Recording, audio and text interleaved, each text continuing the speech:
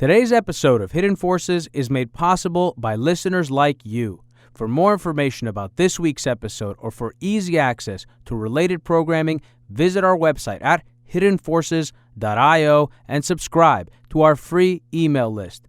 If you listen to the show on your Apple Podcast app, remember, you can give us a review. Each review helps more people find the show and join our amazing community.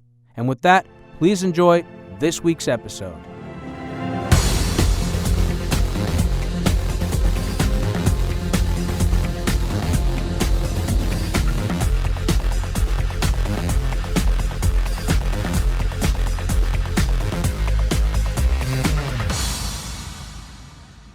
What's up, everybody? My guest today is Peter Zeihan. Peter is a geopolitical strategist who combines his expertise in demography, economics, energy, politics, technology, and security to help his clients prepare for an uncertain future. Before founding his own strategy firm, Peter helped develop the analytical models for Stratfor, one of the world's premier private intelligence companies. He's also a critically acclaimed author whose first two books, The Accidental Superpower and The Absent Superpower, have been recommended by Mitt Romney, Zakaria and Ian Bremmer. And his third book, Disunited Nations, The Scramble for Power in an Ungoverned World, hits bookstores tomorrow. This is one of the best conversations I've had on this program.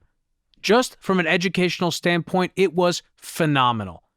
Peter's book is one of the most informative and engaging of any I've read in the 3 years of doing this podcast. It was so comprehensive that my biggest concern was how to structure it in a way where all of you could get the most out of the 2 hours we spent together. And although there's no substitute for reading the book, and in case it isn't already obvious, I highly recommend you read the book, I do think this episode really nails it. The first half is all about laying the foundation for what this world we're entering is going to look like, how it differs from the world we've inhabited since the end of World War II, and what sorts of forces are going to be driving the changes that we can expect to experience over the next few decades. Towards the end of the episode, we start to get into specific countries and regions and what sorts of changes we can expect to see, both economically and politically, but also socially, geographically, and militarily in the not-too-distant future. My only goal during this episode was to try and make this the most comprehensive overview of Peter's work and outlook as I possibly could, to help you understand just how abnormal our world has been over the last 70 years, and what a return to a more normal world by historical standards is going to look and feel like. And this has consequences, not only for governments, but also for business people, retirees, and especially for anyone living or invested in countries that have been the primary beneficiaries of the American-led international order of the past 3 generations. The future that Peter lays out is one of both risk and opportunity, and we explore many of those opportunities in the second half of this episode, including those dealing with Turkey, Argentina, and perhaps most importantly, the United States, and what Americans and their nation's regional partners can expect to experience in the scramble for security, resources, and power in the world to come. And with that, please enjoy this week's episode with my guest, Peter Zeihan. Peter Zeihan, welcome to Hidden Forces. It's great to be here. Peter, you are a superstar, man. I was telling you this just now, and the one time we spoke briefly by phone, that you're probably the most requested guest from anyone that I've ever had on the program. And for months, probably going back years, people have been requesting you on the show. I'll try not to ruin the ride. Well, I listened to some of your stuff. I mean, you're phenomenal. I read your book. It's engrossing, and it's written in a very sober way, and I think that's what makes it a little bit even more anxiety-provoking. Now, if you're an American, there's reason to be optimistic. You know, it's not all it's not all bad, and the return to the pre-order world. If you're also a Greek citizen like me, it's unnerving, and I do want to get into the stuff on Turkey. But maybe you can fill our audience in first. Who are you? How did you get here? How did you develop this skill set? And how much do you read? Well, I'm a geopolitical strategist, which is a fancy way of saying I help people figure out what the world is going to hold for them down the line, good, bad, or indifferent. My background is in private intelligence. I worked for a firm called Stratfor for 12 years, and I was one of the very few people that they had ever hired who did not have a regional specialty. So there was an energy team and a Mideast team and a former Soviet team and so on. And over the years, I did time in all of the regions, and I evolved to become their global analyst. So I was the only person who was dealing with things that were coming in from all kinds of different angles, from different teams and different topics. And as we discovered, because I was a generalist, I was really the only analyst they had that tended to not get in a fight with clients, because I didn't have a horse in the race. I didn't have a specific topic that I tried to make everything about. So I became the face of the company before clients, and I kind of built this tapestry about how when you factor in everything that's in the international system, and if you pull a thread on one side of that tapestry, things on the other side move. And that movement is what makes geopolitics geopolitics. Well, about 9 years ago, I walked out of the company and I took the tapestry with me. And now I slice out bits of it as are relevant for whoever happens to be in front of me. You have a great, the very first chapter, I don't know if it qualifies as the introduction, maybe it's the preface. You talk about Matt Baker, who was your boss at Stratfor. Is that right? Yes. And it's a really interesting chapter because it shows both of your projections in the early 2000s. Give our audience, first of all, why did you lead with that in the book? And what did you want to convey by telling us how you saw the world back then, and then how you proceed to explain to us what sort of world we're stepping into now? Well, it really comes in two pieces, one official and one very unofficial. Officially, projections, forecasts, they're difficult, and the hit rate is pretty low for people in my field. Most people get trapped up in ideology, so I wanted to make sure that everybody understood exactly where I've been coming from for the last 20 years. And the big difference between Matt and myself is he was more into the guns and I was more into the butter. He thought that the world was all about security. I thought it was all about economic activity. And what made us such a powerful pair back in the day is we were pretty good at playing off of one another. And we're now evolving into a world where it's kind of our two views are kind of blending into where we're going, which is honestly a far darker outcome than I think either of us would have thought of 20 years ago. Unofficially, I wanted to make people understand that even for an American who's going to be relatively insulated from most of the changes that are coming, is that this is still deeply personal. We're talking about the greatest changes in the human condition that we have seen at least since the Columbus expeditions. The changes that we are living through right now aren't just dramatic, and they aren't just deep and systemic. They are going to change the nature of everything that we thought was possible. And for most people in most countries, that is not a step forward. So I guess this is also kind of a way of asking you, why this book? Why now? Is this why you've written the book, this book that you've read? And how does this differ from the stuff that you've written already, like The Absent Superpower and some of your other books? Yeah, so this is book 3. The first 2 books, Accidental Superpower and Absent Superpower, detail how we got to where we are, the international crises that Americans are most likely to notice and care about, the shale revolution, how it's changing the American industrial space, the wars that'll erupt around the world. It's not that these aren't big issues, it's that they're relatively constrained in time and space. My plan for my third book was to talk about how all of the changes in the international system and the collapse of the international order are going to change global agriculture and global finance and global manufacturing and transport and everything else. But we then had a second Obama term where a whole lot of nothing got done in the international system, and it really just started to fall apart from neglect. And then we have Donald Trump, who is kind of taking a sledgehammer to what's left. And the pace of change has really accelerated. Disunited Nations is about the countries that we think of as the owners of the future and really detailing why they're going to collapse and how it's another set of countries that will actually rise to dominate the human condition. I thought I had a few more years to get this book out. And so book 3 kind of got pushed to the side, and book 4, which is Disunited, got brought forward simply because we're running out of time.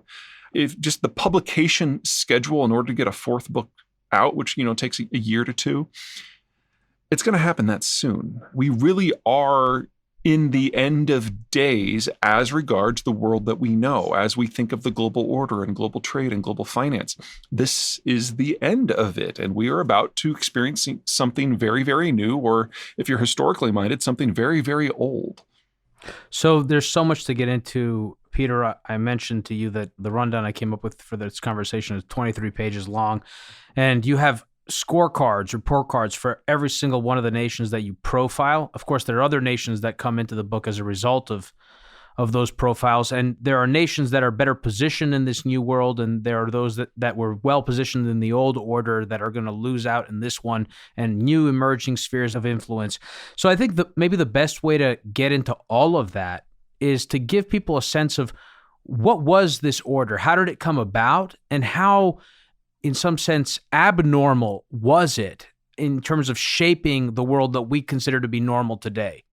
Well, really, it all comes down to fear, and not like some sort of irrational fear like, aliens or coronavirus or anything, but a perfectly reasonable fear.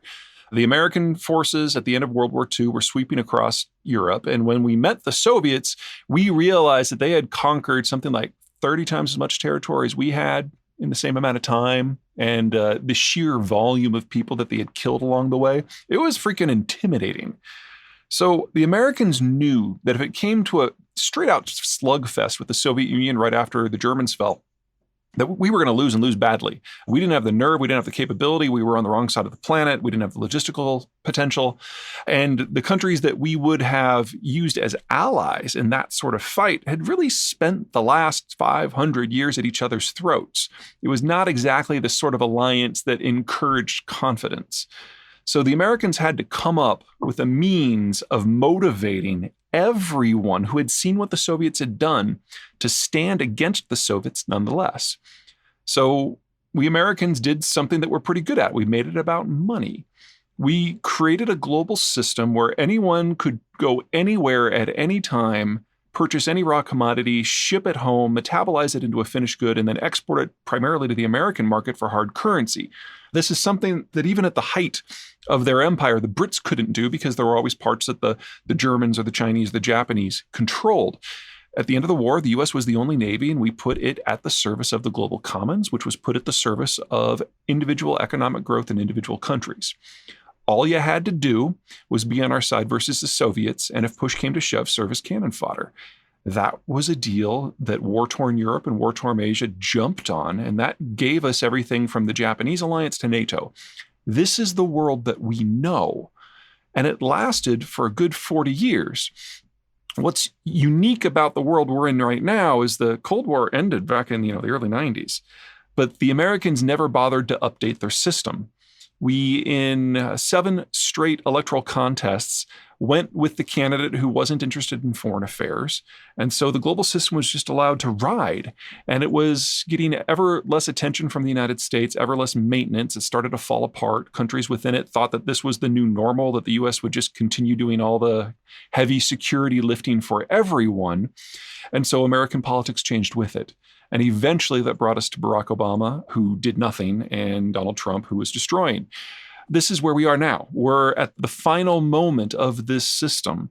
The global order that the Americans created to fight the Soviets was the most atypical period in human history because the chief empire, if you want to use that word, didn't use it for economic imperial goals. We used it to subsidize a broad alliance globally in order to fight a single power.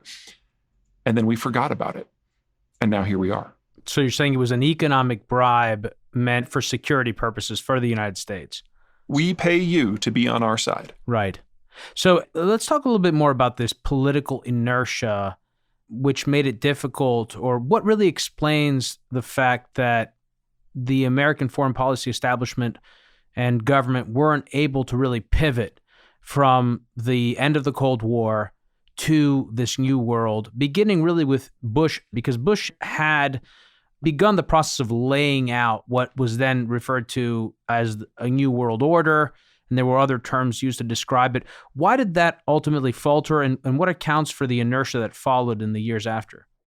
Yeah, you remember the New World Order and the Thousand Points of Light? Yeah, that was George Herbert Walker Bush, George Sr.'s attempt to get Americans to have an open, honest national conversation with themselves about the sort of world that they wanted to live in. How do we take this alliance, the greatest in human history, and play it forward? And so, of course, we voted him out of office. And we went with Bill Clinton, who saw himself as a leader of domestic renewal. And I don't mean to blame Clinton or even the American populace. Americans were tired of the Cold War. Living for a whole generation under the threat of nuclear annihilation, that gets a little wearing. And we thought we had escaped history. And then we escaped history again with W, and we escaped history again with Obama, and now we're with Trump. This is a natural progression. But it does mean that since January of 1992, the American foreign policy and security establishments haven't really gotten any meaningful guidance from the president as to what they should value, which allies matter, how they should go about doing the things that allow the United States to be the premier power. You fast forward that for 30 years. And I mean, can you imagine what your life would be if the last professional guidance from your boss you got was 30 years ago? I mean, we now have an entire generation of professionals in the military, intelligence, and foreign policy communities that have never had any sort of meaningful guidance on what the United States should be or what it should do or how it should get there. And so we get bloating in the Defense Department. We get a foreign policy system with the State Department that seems rudderless because it largely is. The intelligence community hasn't been told what is to prioritize, so we try to do everything as we did back in the late 1980s. Well, in the late 1980s, the United States was the superpower, sure, but it was very clear who the bad guys were. One of Herbert Walker Bush's last commands on his way out the door was that, the Soviet Unions are no longer the bad guys. We need to prepare for a new world. And rather than tell us what that new world is, rather than give him the chance to tell us what that new world would be or what it could be, he was booted out. He was, yes. So I have a question about that. Do you think that we would have been better off with a second term under HW? I'm a foreign policy guy, so I obviously feel that way. I don't mean to denigrate Bill Clinton. He did something that really no one in American history has done with the balancing of the budget. Unfortunately, that did not stick, but that was a huge accomplishment, and only somebody who was focused on domestic affairs could have done that. But having a framework for what we wanted to achieve and back in 1992 would have been brilliant, because we were at this pure unipolar moment where everyone in the world was looking to Washington. And then Bush fell and it was just silence. So what were the first signs that this new order was coming unglued? There have been many along the way. And honestly, the day that Bush fell and when Bill Clinton came in and his first dozen actions were minor ideological points like gays in the militaries, for example, it was pretty clear that this is not a big picture vision guy. But if you want to talk about the points where it was very clear we were past the point of no return, you'd have to go to 2001, so 10 years later. We had three things that happened in less than a year. The 9/11 attacks, in which it became very clear that even some of our most stalwart allies weren't going to assist the United States in the way the United States expected to be assisted. We had the EP3 incident with the Chinese, where, the Chinese are arguably the country that has benefited the most from the changes in the international system. We ended the empires, we allowed them to access raw materials and end markets and become the workshop of the world. But when they forced down and crashed that EP3. The EP3 spy plane. Yeah, exactly. It was back in 2001. American defense planners are like, wait a minute. Everything about your system is made possible by the American security guarantee. And now you're saying that we want you to keep doing what you're doing, but give us all of East Asia? I'm sorry, that doesn't fly. And then the third piece, of course, was the launch of the euro, which seems very peaceable until you realize that the primary rationale for the euro currency in the first place was to carve an entire section of the world out away from the US dollar system. So here we've got 15 countries in Europe who are only existing as modern, united, free democracies because of what the United States did in World War II and with the subsequent order, and their thanks is to carve chunks out of the world for themselves. Now, it's not that I don't see all these different points of view. I do. But for Americans who were still doing all the heavy lifting, who were still paying for the system, it seemed rude And so starting in 2001 and then picking up speed ever since, Americans bit by bit have lost interest in and faith in the international order. And now we're to the point where the U.S. is just, letting the ceiling of civilization fall. And for the countries like the Europeans, like the Chinese, like the Saudi Arabians, this is going to be a disaster because there is nothing about their economic and political systems that is sustainable without the Americans holding the center. And the Americans are leaving. So there's so many things. I mean, specifically 9/11 and the Bush administration policy, the war on terror, that pivot, and the euro, those are worthy of their own discussions, and I'm sure we'll get back into them. What I really want to ask you is, or the way to kind of continue the conversation is to ask who were the biggest beneficiaries of the order, because that brings us into some of the losers of the world to come, or the world that we're stepping into now. But I want to make a quick interjection and ask if Turkey's recent actions in northern Syria, Rojava, Kurdistan, if that is another sign, because when I saw that, that seemed like a pretty big flag. The entire affair, not just Turkey's incursion, but also the letter that Trump sent Erdogan and Erdogan's response, that seemed to be another instance, or to me, the clearest instance that America was not was stepping away from the world. Where does that rank in this continuum of sort of signs in your view? Oh, it's definitely right up there. Key thing to remember that the United States has a military in excess of 1 million men under arms. Right now, there's only about 100,000 American troops that are stationed abroad. This is the lowest level of American deployment since the Great Depression. And at the rate that these numbers are going down, we're looking at the lowest force deployment before the Spanish-American War. So it's not the Americans are thinking about this or in the early stages of doing this. We're in the late stages of doing this. And in the Middle East specifically, between the Obama administration and the Trump administration, the broad-scale withdrawal from the entire region, that leaves it to the local powers, whether out of opportunity or desperation, they're forced to take matters into their own hands. And in the case of the Turks just assumed that because the Americans under the order had always taken steps to preserve stability and in general get along with Ankara on anything that they wanted to do, they just assumed that the Americans were going to be moving in large scale and deposing the Assad regime. And when the Obama administration declined to do that, it was a shock.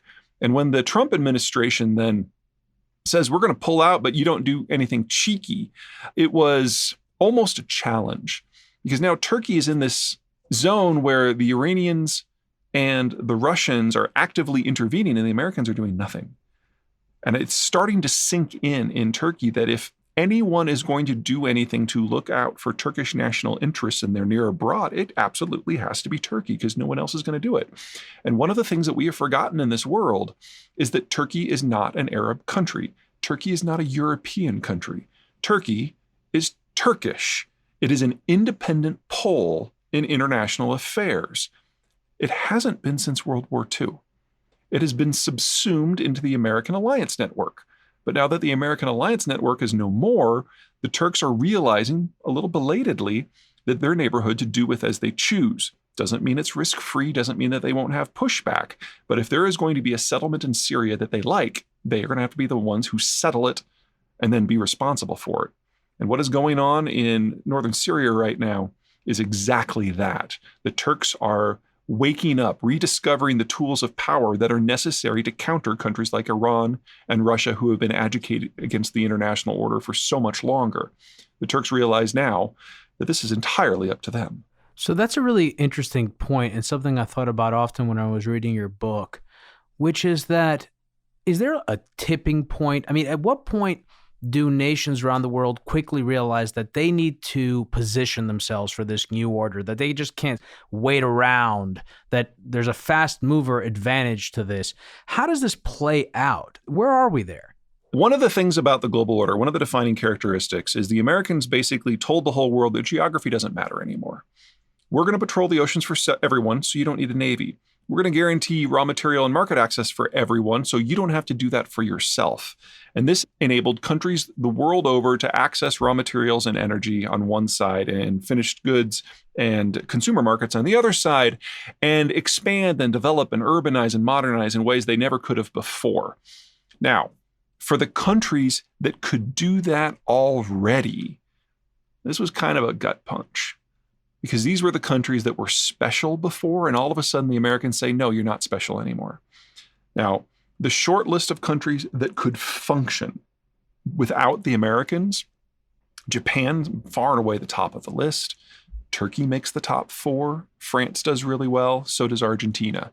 These are all countries that enjoy a degree of strategic insulation, a meaningful military structure relative to their challenges, and the ability to produce the goods or reach in a relatively easy fashion the resources and the markets that they need. These are the countries that are going to be rising up. Now, they're not all doing it at the same pace. Argentina is a special case when it comes to national dysfunction. The Turks have been out of commission for a century, and they're slow going and picking up the pieces and figuring out how to function again. But Japan and France have always been very aware of their strengths and have always been very resentful of their position in the global system. France, because they used to be a major power, and all of a sudden the United States brings in the Germans and brings in the Brits and brings in the Italians and everybody else, but shuts out the Russians and tells the French that, you can do whatever you want as long as you do everything that we say. It's kind of galling. And for the Japanese, we literally nuked them twice to make sure that they didn't step out of line. So they're being a lot more cautious. But those two countries are two countries that absolutely have right-sized militaries for their needs, and they're waking up the fastest. I would say that the countries that are slowest to recognize the change are the ones that have been banging their head against the order for so long. China has only been successful because the Americans have ended the imperial order and allowed global markets. The Chinese have never had the capacity to do that for themselves. They certainly don't now. Their navy is only capable of maybe capturing Taiwan. They can't protect super tankers in the Persian Gulf, much less cargo shipments going all the way to Europe or North America. They just utterly lack the capacity. But they're starting to believe their own propaganda, which is setting them up for a catastrophic fall. Well, Peter, can I ask you something, just to clarify something for our listeners and for me? When you say banging their head against the order, these are also the countries that were the greatest beneficiaries of the order, correct? Just to be clear? The countries that have benefited the most are definitely Germany and China. I mean, here are two countries that are geographically constrained. Anytime that they tend to have an economic moment, they scare everyone around them into forming a coalition to tear them down. And so their moments in the sun historically have been brief to non-existent.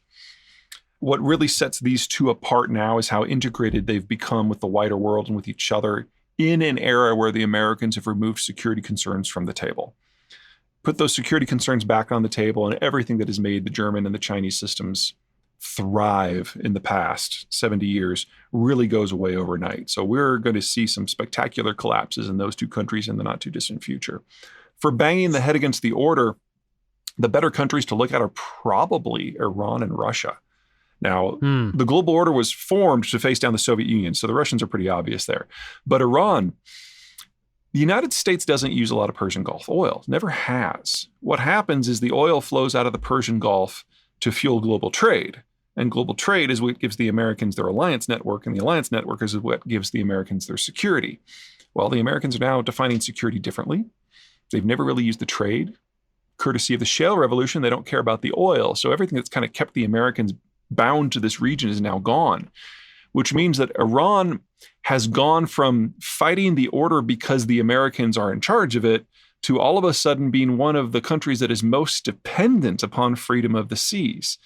The Iranian Navy wouldn't do well in a bathtub, and it certainly can't protect outgoing cargo shipments. It's Americans that have allowed that to happen. I mean, the idea of the order was so holistic that the United States even protected the shipping of countries that it was bombing at the time. And so Iran has gone from a country that hates everything about the global order that the Americans lead to all of a sudden being one of its biggest beneficiaries. And the same goes for the Russians. The Russians export raw commodities, whether it's oil or natural gas or timber or iron ore or whatever it happens to be. All of that requires a placid international environment. So when the Americans step back and countries start taking matters into their own hands, these countries that have so reflexively fought everything about the international system for decades, all of a sudden are going to discover that there are two of the countries that are going to suffer the most when the Americans are gone. And I would love to be a fly on the wall in the Kremlin when the Politburo of Russia realizes that They're not there yet. They're too stuck in their own ideology. They've been thinking this way for too long. But it's coming soon. All right, so this now gets us to where I wanted to get us to. I mean, there was a lot of work to kind of build a foundation. I've kind of broken down these countries into, in some cases, pairs. In one case, a sort of isolated example, which is Turkey. I'll put it out here, and you can tell me if I've got it right, and we can continue. So the biggest beneficiaries in some case, a great case is something like China. China has been one of the biggest beneficiaries, along with Germany, for example. Saudi Arabia also, but in a different way. And China's fall in this new disorderly world is the opportunity of Japan's rise. These are sort of like light and dark, they're opposite sides. Germany is in a sort of triangle with Russia and France. Brazil and Argentina somewhat, and I'd love to talk about those two. Iran and Saudi Arabia you mentioned, and then there's Turkey, which could go in any direction. It could go towards Romania and Bulgaria. It could go towards the Eastern Mediterranean and start picking off Greek Aegean islands. It could go south into Syria and Iraq, and it could also go across the Black Sea and even over towards Iran. These are all things you talk about. I mean, there's so much detail in the book. Maybe we could start with China, because China has been the country that we've been told, and the big part of the foreign policy community has suggested for years, that the country would eventually be modernized and it would join the international community of nations. This has clearly not happened. And under the Trump administration, policy towards China has become increasingly and openly hostile and antagonistic. The latest situation with the coronavirus may just be the tipping point. I don't know. I'd love to hear your thoughts about that, but maybe we can open this conversation with China, one of the major beneficiaries of this order. What happens to China in this world? How does that relate to Japan's rise? And can we talk about the specifics like territorial viability, the geographics, demographics, agricultural capacity, resources, military capacity, specifically Japan's Navy, which one of the most interesting things about the book is Japan, because on the face of it, horrible demographics. Japan has to import practically, if not everything, but just because of their Navy, they're in a powerful position. So I'd love if you could maybe start us off with these two countries. Well, it's pretty depressing. One of the things that happens when you modernize and industrialize is you bring in a lot of new inputs that make your industries more effective. So you bring in electricity and steel in order to make an industrial base, for example. I'd say there's no part of the Chinese system that is sustainable without ongoing deep international connections. This is a country that, while it has some resources, is not exactly resource rich, and it certainly doesn't have enough for 1 billion people. But the single biggest impact that is just going to be so dramatic that it's going to be painful is that about 80% of the world's calories that are produced with imported inputs, whether that happens to be diesel fuel or fertilizer or pesticide, that whole package. And China is now the world's largest energy importer. So there is no version of a world where the Americans are not providing the security in which the Chinese export machine continues, and honestly, where the Chinese diet is able to survive in its current form. So you're looking at a catastrophic reduction in the quality of life in China, complete with going back to the famines that predominated in the world before 1960. Remember that the Chinese were admitted to the American-led order when Nixon went to China and met with Mao. We turned them against the Soviets, and it worked out great all around. But under President Xi, the Chinese, I don't want to say anything as, gauche as they've forgotten their place, but they seem to have forgotten why they were able to get to where they are and how central the Americans were to that. And it's not that the Americans are setting up to punish the Chinese. The Americans are just done. We're leaving. We're just dropping the ball, and there's no one with the capacity to pick it up.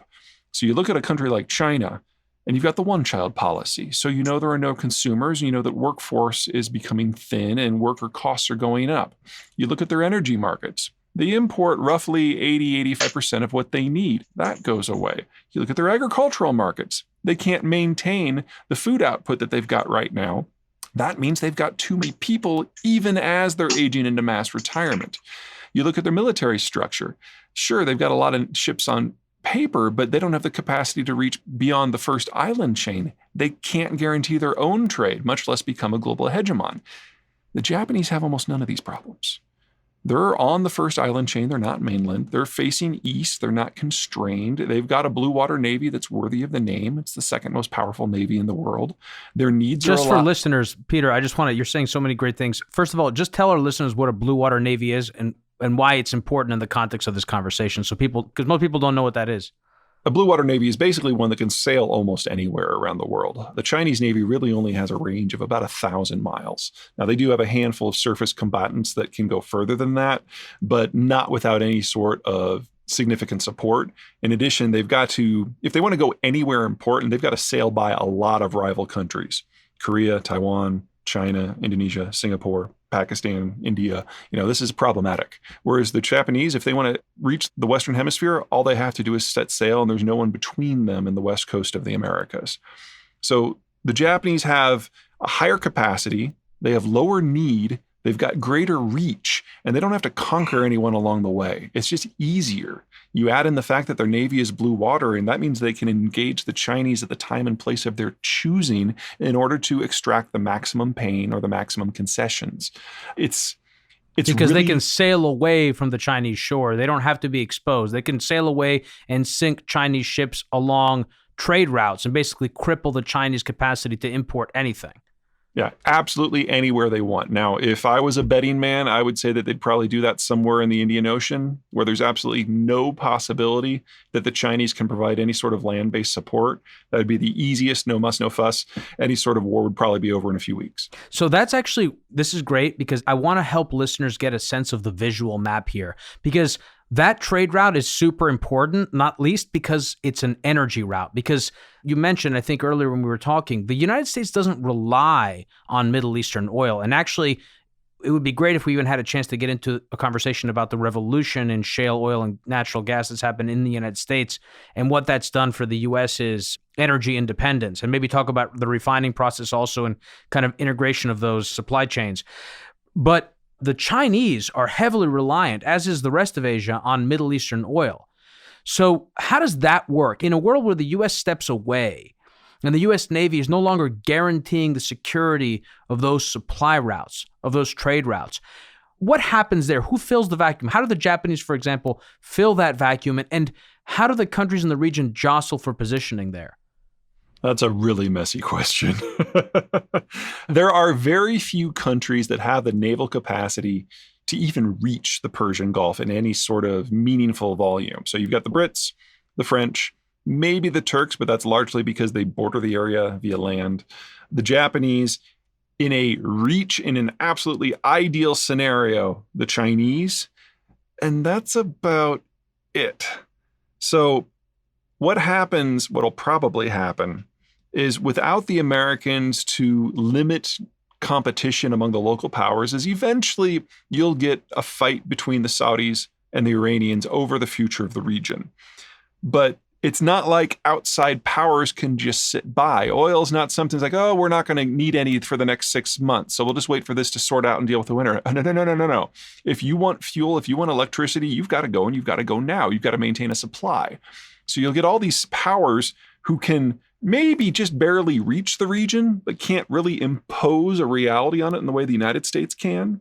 Keep in mind that the United States has had an aircraft carrier battle group in the Gulf almost constantly from 1950 until 2015. It's only recently that we've stopped doing that.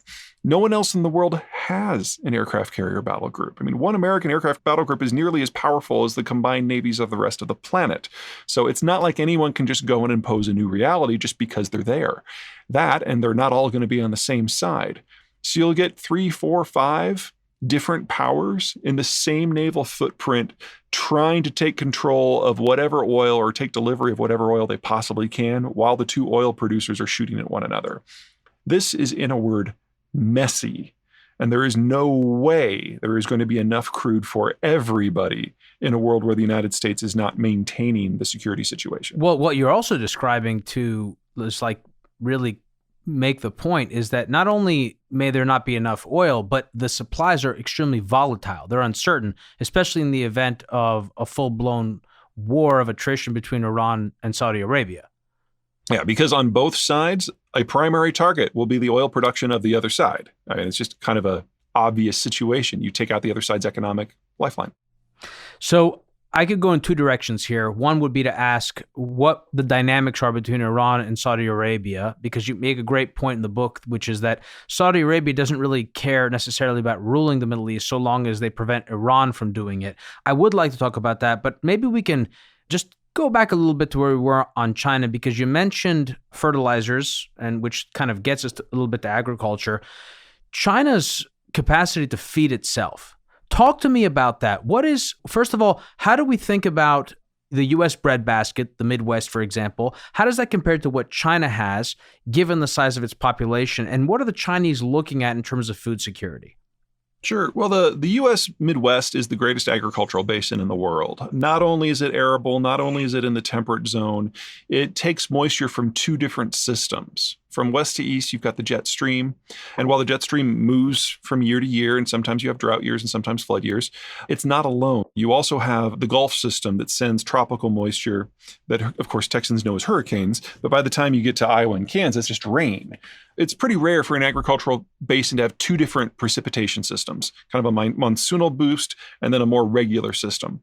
You throw in a winter insect kill, and that means you force soil decomposition upon the land. You kill all the bugs, you kill all the weeds. It's kind of free fertilizer and herbicide. The Chinese don't have anything like that.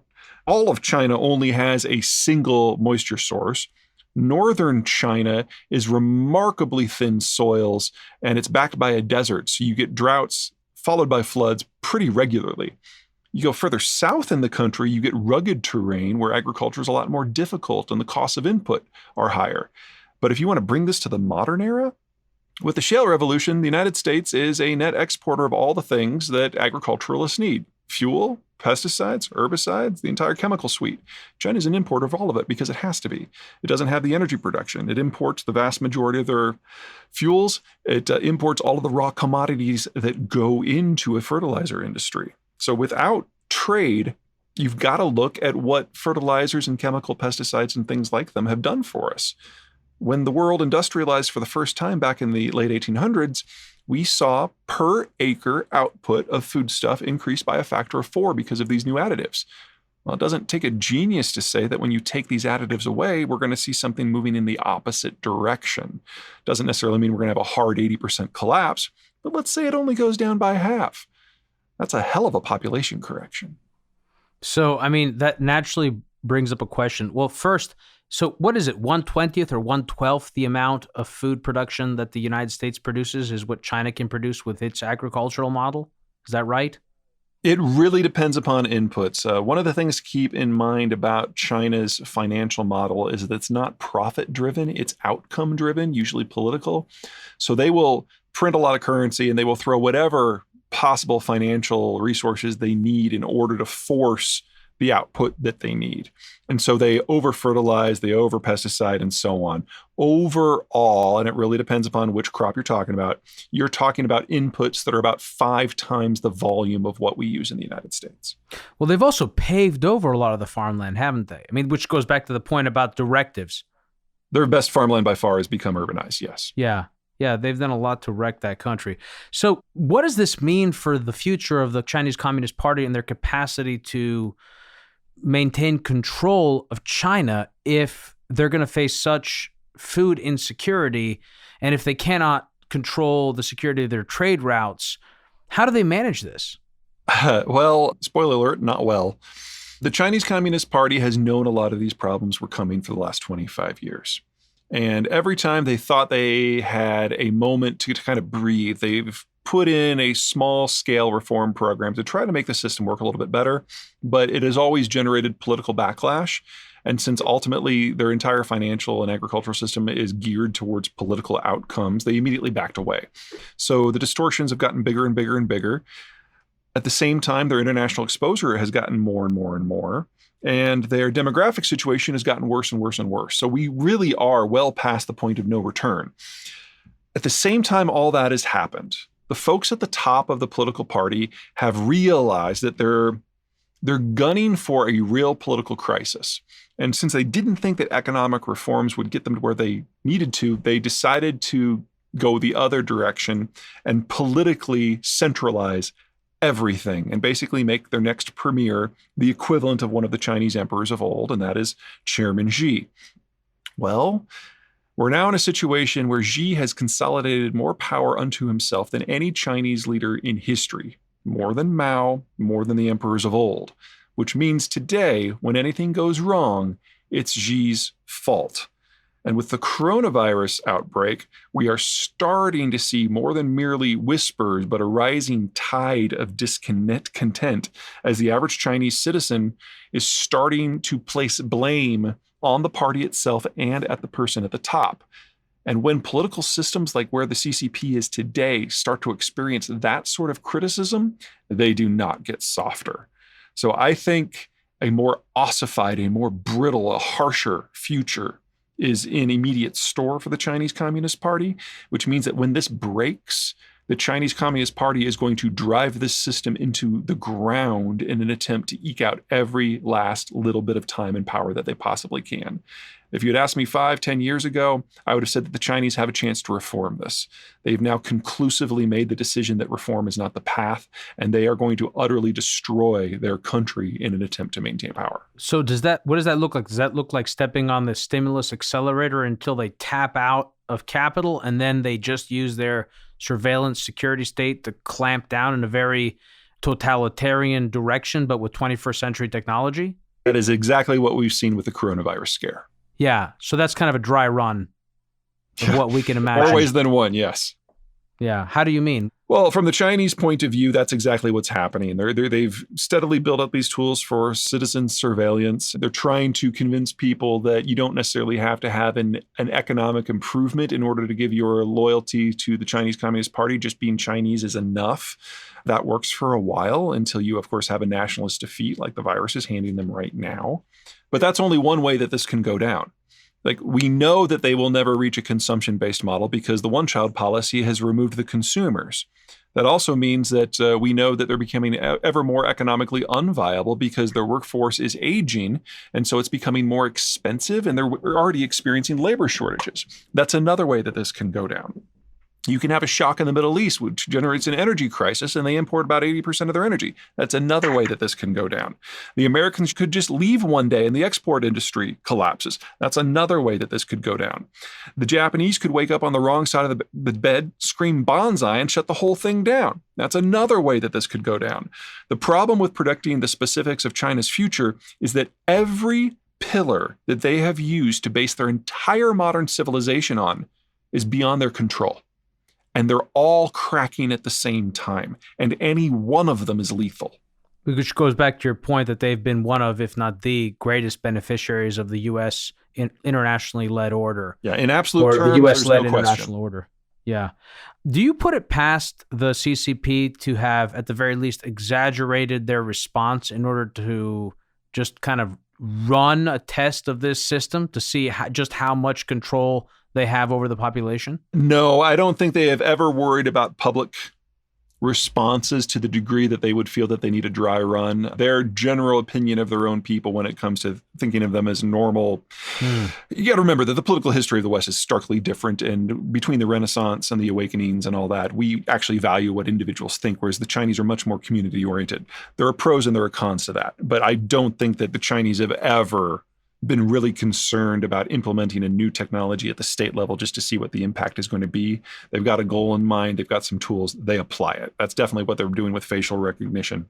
What are the risks to the surrounding countries or countries that interact with China, even the United States, of political instability in China that the CCP cannot, at the margin at least, effectively control? I don't think, from a political and military point of view, for most, the concern is too big.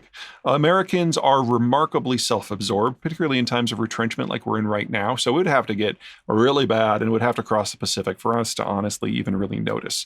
Japan would see it as cause for celebration, and they're an island nation. They'd be fine. The Southeast Asians in general and the Australians in particular, they definitely take some hits because China is just this great sucking maw for their exports. But ultimately, Southeast Asia has a more stable population profile. They're self-sufficient in most agriculture and energy products. They can grow in a way that's more stable than China's ever was. And so it would be a slower growth. It It'd be less dramatic, but it's probably more stable. And after a correction period, I think Southeast Asia, Australia, New Zealand would actually do very well. The Koreans would probably be the ones to suffer the most economically because they are arguably the most economically integrated country in the world. In relative terms, they've probably actually benefited more from the global order than even the Chinese have. And anything that guts global transport and global trade is going to disproportionately hit the South Koreans. The one exception on military issues is Taiwan. The Chinese military was not designed to fight the United States, but it was designed to conquer Taiwan. And the Taiwanese are the closest of the countries of the first island chain to the mainland and the easiest for the Chinese to reach. And if you were a Chinese state leader in an environment of rising nationalism and economic collapse, and you were looking for something to unite the people against anyone except for yourself, Taiwan is the perfect target. That's so interesting. So that's basically my question. That was my question, which was, would the CCP use foreign foes as a way to distract the local population? What risk does that pose to neighboring countries? Your point is that China is so weak that that's really not something that most of their neighbors should be concerned about, with the exception of Taiwan. I assume also Hong Kong, which is not exactly a neighbor. It is part of China, but it's a different system. You see Hong Kong as getting fully absorbed. Yeah, if Hong Kong had thrown their rebellion a decade ago, they probably would have been able to sue for terms and get some extra autonomy. And if Hong Kong had waited another decade, China would have probably been so weak that they could have actually broken away. But doing it this time when everyone in the Chinese government is just paranoid and, honestly, with good reason, that's just bad timing. And they're making themselves a target where the Chinese military is going to be able to move in and claim a nationalist victory. And it's not going to turn out well if you're in Hong Kong. Couldn't there be a situation in which Hong Kong could become something like Vienna or some sort of territory that China wants to be more open because it suits the leadership? If the Hong Kongers had done that 10 years ago, it might have led to something like that. I see. But not today. Okay, so I'm going to actually hold off on Japan for now because there's so much to get to. I don't know if I really want to spend too much time on Japan because we sort of touched on it. Maybe we'll get back to it. But let's segue into the Middle East, starting really with Iran and Saudi Arabia, and that'll get us into a conversation about Turkey. So what is your view on what happens in the Middle East without the United States' presence there? And what sort of timeline are we looking at here? Is this over the next decade? This isn't the decade we're living in now? Yeah, all of this is over the decade that we're living in now. The two powers that you have to pay attention to, of course, are Iran and Saudi Arabia. Now, Iran, as we mentioned, has been raging against the American-led order ever since the Ayatollah came to power in 1979, 1980. And they see the order and America's position in maintaining a static stability in the region as their primary concern. Their belief is if the Americans could be kicked out of the region, then Iran, as the largest population and the greatest military power, could in time kind of roll over all of the other local powers. And it's not that I think this is a dumb position. I think it's actually a fairly good read of the history of the region. Iran, Persia as we used to call it, would expand out every few generations and conquer most of the area. But the Iran of today is not the same as the Persia of old. The Persia of old was a polyglot, multi-ethnic empire in which everyone was basically encouraged to define themselves as Persian. It was, if you will, the United States of the day. It included everyone from everywhere. Every valley had its own identity, and they all worked together towards a Persian goal. Now, we're still talking about the Middle Ages and before. It's not that people weren't beaten or anything like that. And it's not like this was a democracy, but it was relatively egalitarian. What happened in the Age of Empires, however, is that the Europeans came in with their deep water navigation and basically cut Iran out of the entire world. They had been the nexus for what passed as global trade. But as soon as the Portuguese and the Spanish figured out how to bypass this entire region and go interface with the Spice Islands and the Chinese directly, all of a sudden Iran became a nowhere. And all of the wealth that used to flow into it went away, the egalitarianism went away, the wealth went away, the cosmopolitanism went away, and the Iran of today is an empty shell compared to what it was. Now, into this environment, about a century ago, the Iranians discovered oil. And they went from having one of the most sophisticated, varied economies in the world to all of a sudden being a rentier state where there was just one commodity that brought in money and honestly invading armies. And Iran ceased being significant. Iran of the Ayatollahs wants the glory days back, but they don't understand that they need to start from scratch and rebuild the cosmopolitan that used to undergird the old Persian Empire, and that is a century, a 2-century, a 3-century process.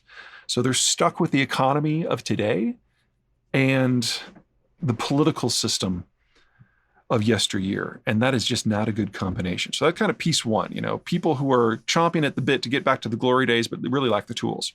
And so what they do is they just work to undermine the systems of everybody else, cause chaos in order to tear down opposing systems so theirs can rise. On the other side, you've got the Saudis, the Saudis are probably some of the least egalitarian people in the world. We've got there a single family, the Al Sauds, who think of themselves as medieval despots of old, divine right of kings, that sort of thing, and how everyone in their country basically exists to serve their needs. They look at the Persians with concern because in times the Persians have conquered what is today Saudi Arabia, but really it's a lot more visceral than that. The Saudis and their allies, the Wahhabis, used to be desert raiding tribes. They never had much going on. They basically existed by kidnapping and drug smuggling. And then they rose to control this territory that we know as Saudi Arabia, and shortly thereafter, they discovered oil. And so you take this mindset that is kind of the worst of all worlds and all of a sudden make it fabulously wealthy. So there's not a lot of work ethic. There's no technical skills. They bring in foreigners to do everything, but they're mad rich. These are the two forces that are now opposed to each other in the Middle East. And the United States, during the Cold War, managed to make both of them allies. And in the post-Cold War order, managed to keep the Saudis as an ally when they lost the Iranians. Well, that is what the American presence is what has made the Persian Gulf region so calm for the last 70 years. And I got to underline that. Despite all the wars in Iraq and Afghanistan, Saudi Arabia, and Syria, this is the calmest period in this region's history. And the only reason it's been relatively calm is the Americans had to have the oil flowing to power the global order. Now that the Americans don't care, now that the Americans are leaving, this region goes back to the old rivalries. And these two powers, Iran and Saudi Arabia, are going to be at each other's throats very soon. You could actually argue that the civil war in Syria is kind of the opening gambit in this conflict. The Saudis and the Iranians have backed opposite sides. The Iranians get a lot of flack in the United States for being hyper-violent. They are, but they're not nearly as violent as what the Saudis have done. Because at the end of the day, the Iranians actually want to rule this region, and so they've worked with the standing government of Bashar Assad. The Saudis don't. They know that no one in the region respects them. They know that they lack the institutional capacity to actually rule this region. So they're willing to burn it all down if that hurts Iran. So when you look at all these conflicts that are simmering in the region, in Syria and Afghanistan, in Iraq and Yemen, this is what they are in a moment of calm. When the Saudis still have some hope that the Americans are going to remain engaged and impose some sort of stability on the region from the outside. As soon as the Saudis give up on that hope, the gloves come off and this gets serious. So how does this escalate? Because you mentioned Syria. They've been engaged in proxy wars and terror attacks up until now. What constitutes an escalation, and can Saudi Arabia afford to escalate this without a new sponsor in the event that the U.S. really does check out? I would argue that the Iranians are doing everything that they can, that they're, if anything, overexposed right now. So their ability to surge violence into this region, I don't think it exists. That doesn't mean that they're done by any stretch of the imagination, but I think they've pushed as hard as they possibly can. They might be able to maintain this tempo, but I don't think they can increase it. The Saudis absolutely can. The Saudis conservatively have $2 trillion saved up in their sovereign wealth funds, not all of which is on the books.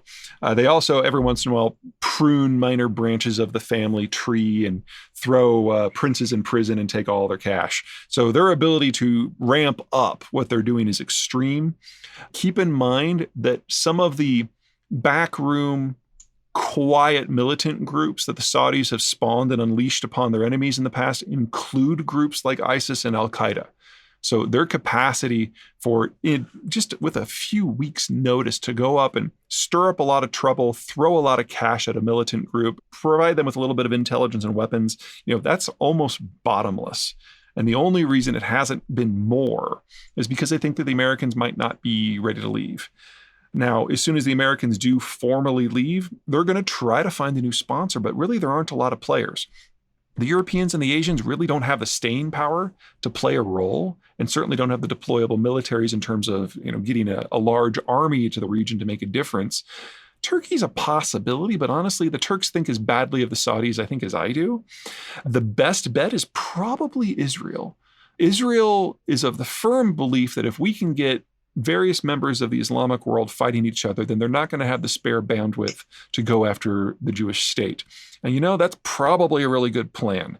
So they're providing already the Saudis with weapons training, with some equipment that the Americans won't give them, with time on target intelligence. They're stirring up groups around the region in parallel with the Saudis to a little degree.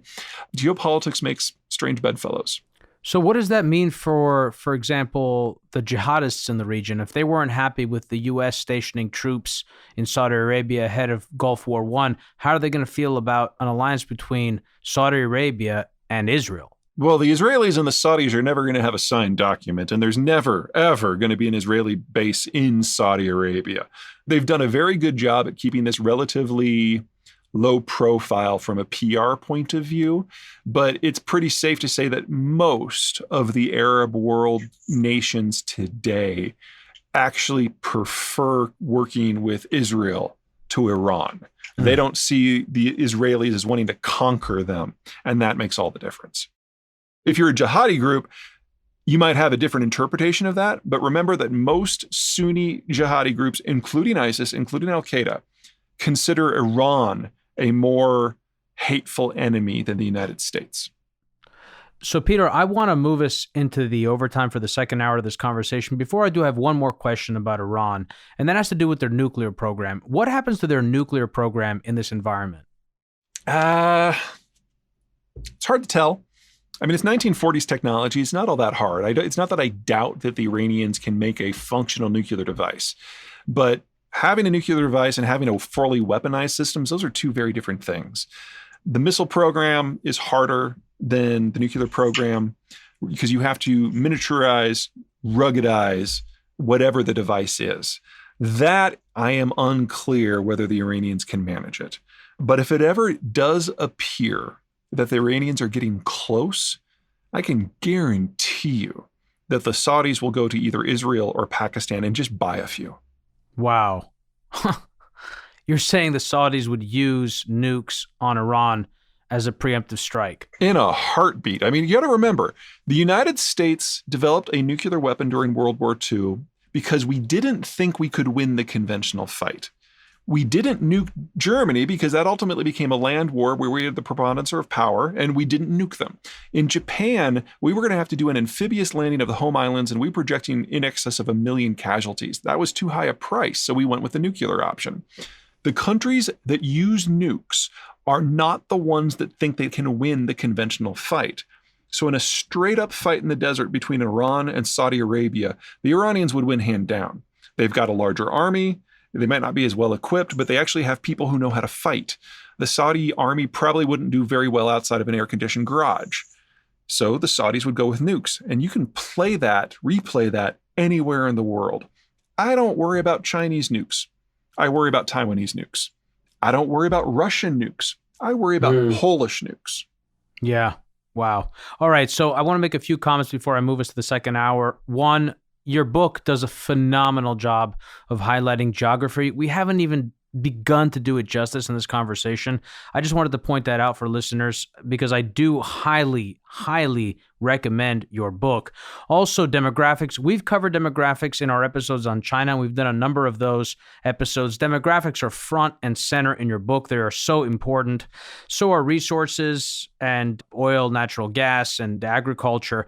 So I just wanted to highlight those things. So, Peter, the things that I want to get into in the overtime, I want to kind of shift the conversation from Iran and Saudi Arabia and move it to Turkey. Because of all the countries in your book, Turkey is the most fascinating. Their future is the most up for grabs, it seems. They could go in any direction. There are so many options. It's really unclear. There's huge opportunity for Turkey, and also they could end up bogged down in the Middle East and end up just stuck there for the next decade or two. There's also Argentina, fascinating. I think especially for anyone who's an investor out there who looks for interesting new opportunities abroad. Argentina has always presented those, but I think what's really interesting is the case that you make for Argentina in this new world. It's absolutely fascinating. It's very detailed, and I want to get into that. And to the extent that we have an opportunity to talk about Germany, the decline of Germany in this environment, and the rise of France, and of course, the United States. We will have to talk about that, the future of U.S. foreign policy. So for regular listeners, you know the drill. If you're new to the program, or if you haven't subscribed yet to our audiophile, autodidact, or super nerd tiers, head over to patreon.com/hidden forces, or scroll down to the bottom of the summary text to this week's episode and click on the link that takes you directly to our Patreon page, as well as on the link with instructions on how to integrate the RSS overtime feed with your favorite podcast application of choice.